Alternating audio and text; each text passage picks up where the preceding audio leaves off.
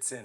I want to thank Angie for this is something we have never done. We've never practiced this, but just to give you an idea in terms of the African rhythms, that was the basic, the foundation for Cariso, and this was also preserved.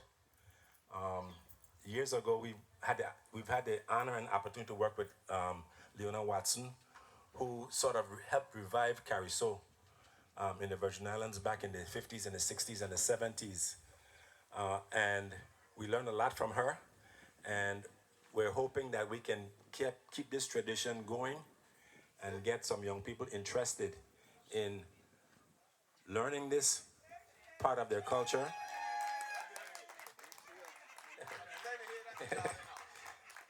See, now I didn't know Miss Christopher was here with us today.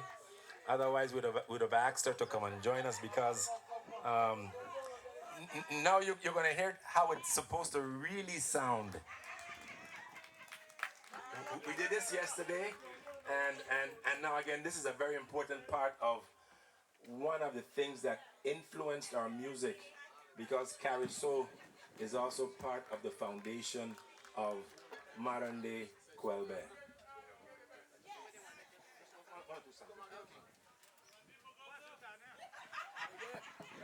You know, when I start to sing, I have to tell stories.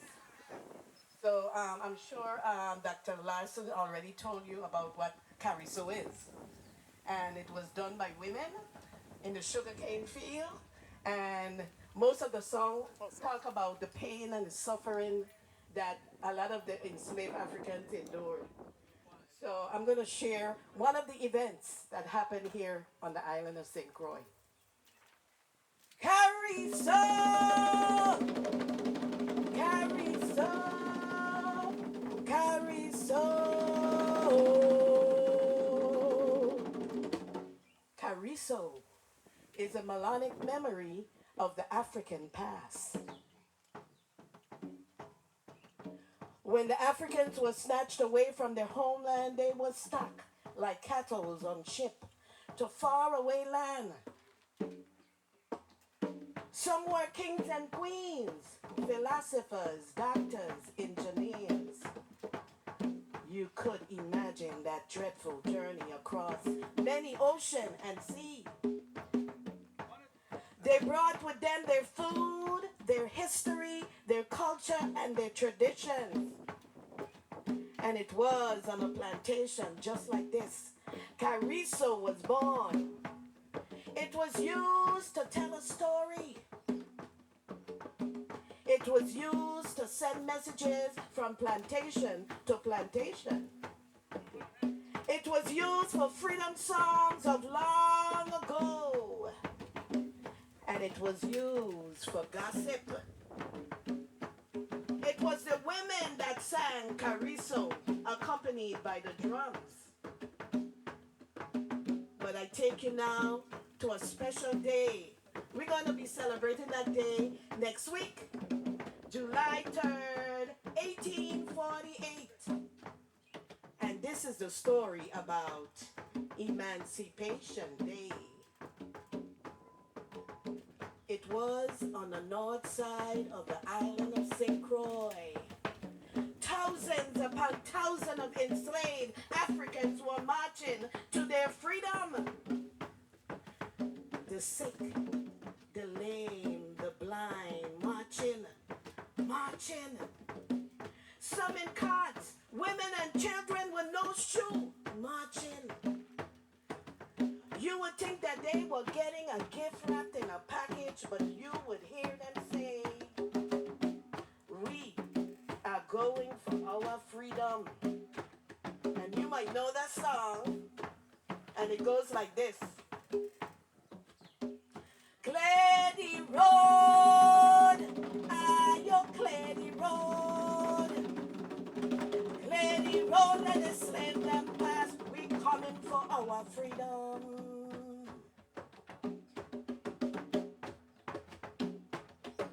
Hardship in the morning and suffering at night. No one ever help us, it is only Father Ryan. They bring we up from Africa, this the burning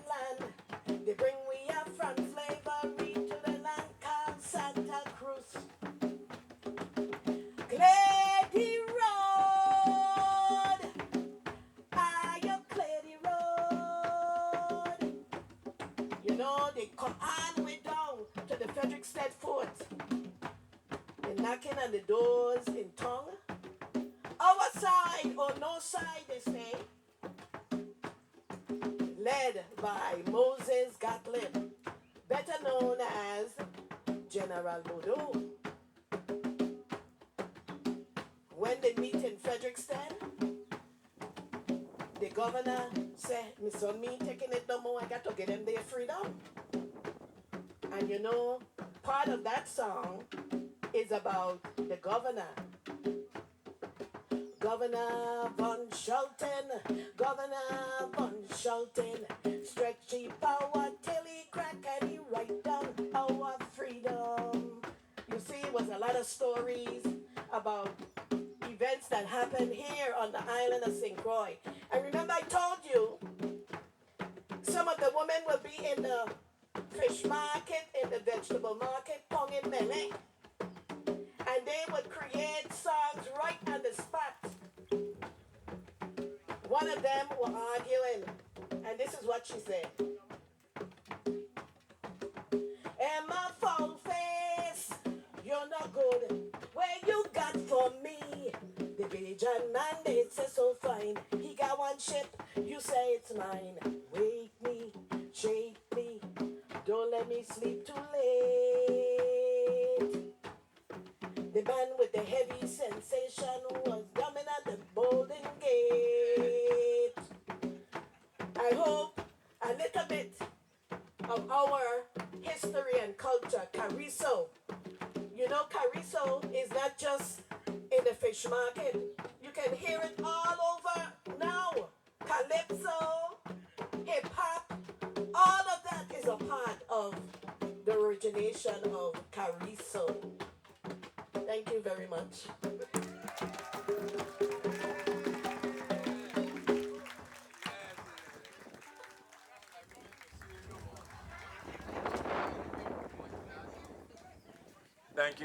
Thank you, Sidel. This, that's Cariso. That's the authentic sound. And I'm glad that she was here today to share with you uh, this part of our culture, this part of our past. Thank you so much.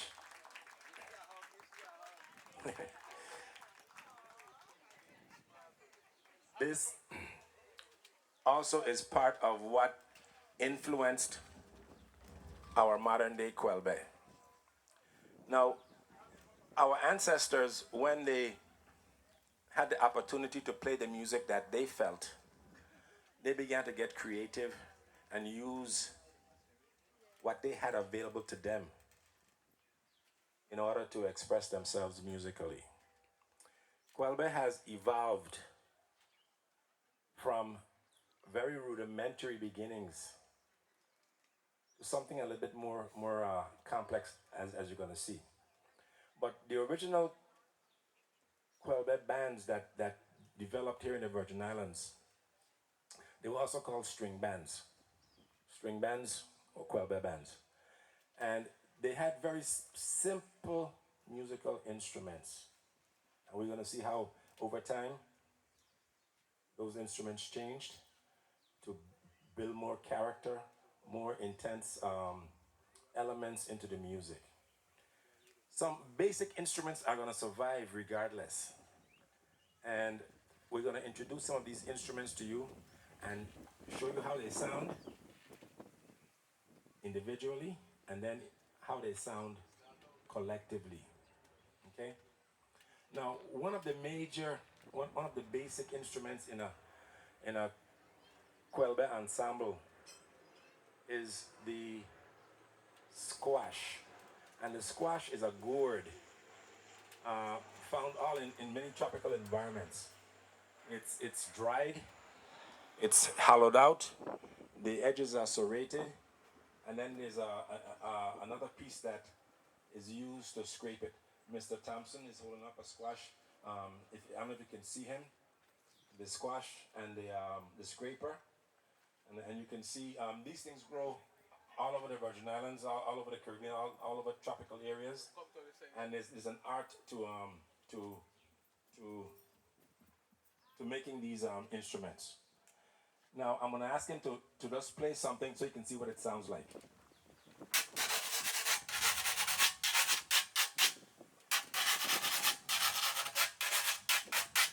Okay, thank you. Now, I want to bring a little historical note here.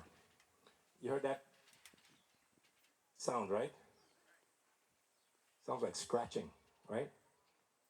Now, most contemporary, well, at one point in time, Quelbe music was called scratch music.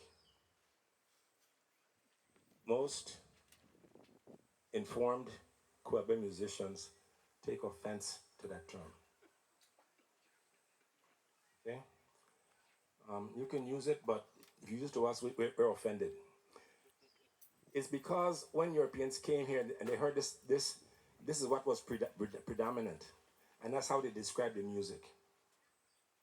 Because of the squash, what we call the squash, in Hispanic cultures, it's called the huiro, and it's used in salsa music, in merengue, and so on. It's an instrument really that comes from Africa, brought into the Americas, and used by people who are influenced by our culture and by the environment. They took a plant product and made an instrument out of it. You can do the same thing with a. Anyone knows what a calabash is? Same thing.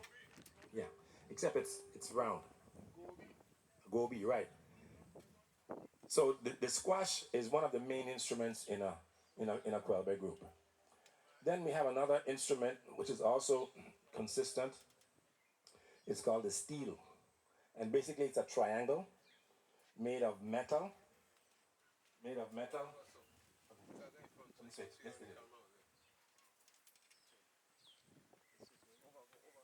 this way here. Mr. Henderson is holding up a steel which has two pieces, a triangle shaped piece of metal and a next piece of metal which is used to strike it. Please show the audience, let them hear what it sounds like and how it's played.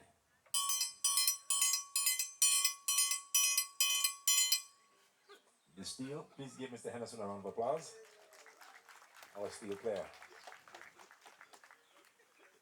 Now, over time, there was a number of different instruments that were used to produce what is called the bass notes. And one of the first one of the instruments that really survived into the 20th century is a. At one point, they may have used some hollow bamboo sticks, but we call this instrument the pipe. And I'm not going to use any of the derogatory terms that have historically been used. We have not seen reference to the other description of this instrument in St. Croix. It's been used in St. Thomas, but I have not found in my research any reference to this other than the pipe in St. Croix. So to keep it true, I'm gonna use the research base that I use for my information sharing. And Mr. Gilbert Hendricks, first of all, let's run the pipe without our homemade amplifier. Just show it up. And basically, it's a long tube that's bended in a certain angles, and one end you blow, and the other end a sound comes out.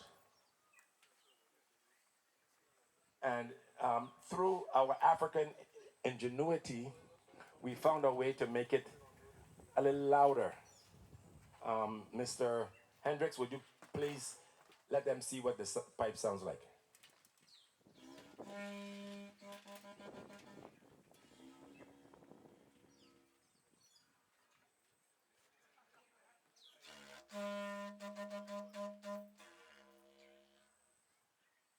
Now, please give Mr. Hendricks a round of applause.